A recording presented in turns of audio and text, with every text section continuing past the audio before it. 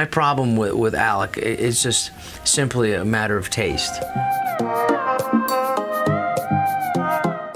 Hey guys, Amber Belus here, and today we are chatting with Rob Schneider, SNL alum and current star of Real Rob on Netflix. Yes. Thanks so much for being here, Rob. Thank I have you. so much I want to talk to you about today, and I want to start with your comedy tour that you're on right now. How's it going? Can you tell me about it? So last night, really, of this, we've been doing it for a couple of years, but Adam Sandler's taping his Netflix comedy special. Okay. I don't know if I should say this, but it's the most expensive comedy special ever made. Really? Yeah, he's been filming it for months. What could we expect from that? Well, it's just like it's part stand-up, part U2 concert. I had never seen anything like it. Cool. Now, you guys have done a lot of work together over the years. Yeah. What's your favorite project you ever worked on with him, and why? I don't know. It just they all were certain. They're all special. All I ever wanted to be was a character actor. Like Peter Sellers and play different roles. And and he's the one giving me the opportunity to do it. I just this whole politically correct notion that you have to be your own. You can only play your own ethnicity is just such bullshit. You should be able to play anything you want. It's just depending on your own talent. It doesn't, this whole, so like, I really like that notion of where you can just play different roles and do different stuff. And I've been very lucky that Adam's included me in that. So when you first met Adam, what was Yes. your first impression? He was on the cover of this small little comedy magazine called Comedy USA. Okay. It was like a little throwaway, but it was in color, which is like, whoa, that's kind of cool. Yeah, that's a Because most of the throwback. stuff was made like in black and white. This is like in the 80s. And then he was on the cover with Chris Rock, and they're both a little younger than me. And I knew about them, and they knew about me, because I was on Letterman earlier than them, and they hadn't quite gone on there yet. But I knew that those were the two hot comics in New York that there was a buzz about them. And then he moved out to LA, and the first night that he performed, there was like the regular improv, and then there was the improv way out in the valley in some hotel at some Hilton hotel, and I was out there too. And I saw his first show out there, and the only two people really, really laughing hard was me and him. Really? He was laughing at himself, and I was laughing, and I took him out for a beer afterwards, and I said, "Oh man, you're gonna be huge." And you guys are close off screen as well? Do you guys hang out? Yeah. Well, the thing about it, it's like when you're busy and you got kids and and you have, he's got his movies and I have Real Rob on Netflix.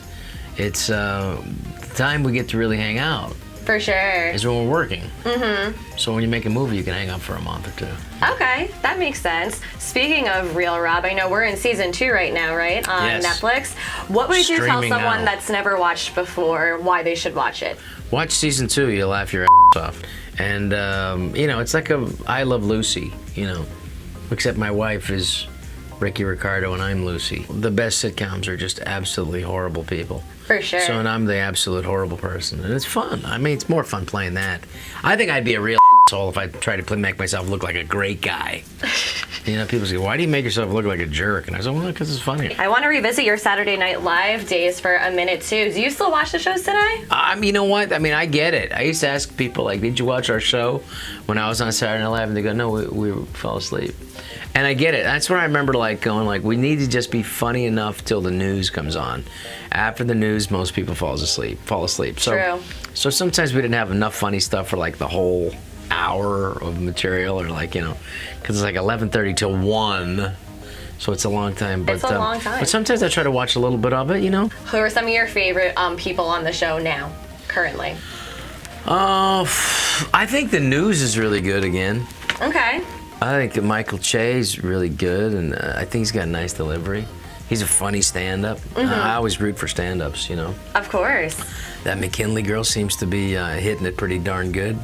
And, they're good, It's funny when you first see them and they're kind of nervous and they become stars right in front of your eyes. Yeah. It's amazing to watch, so they're good, They got people who can do impressions there now, which is really important because that's a big part of the show.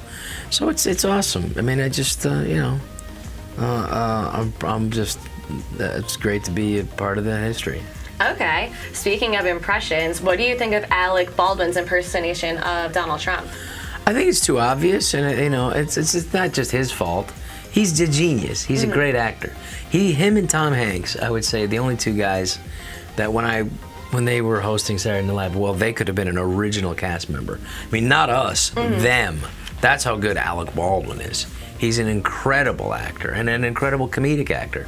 I just feel like in this day, with this day and age with social media, all you have to do is go to his Twitter and see how he really feels about Donald Trump, and it just once you know someone's leanings, it takes away the surprise. So we know that he hates him, and my problem with Alec is just simply a matter of taste. I just feel like if you have to have empathy for the person that you're impersonating for it to be interesting, and for him to just loathe the person, it just doesn't. It makes it hard to watch. It's like, you know, watching somebody screaming at somebody. It's just not fun, or it's not interesting to me. Other people seem to enjoy it, but I think they're preaching to the choir.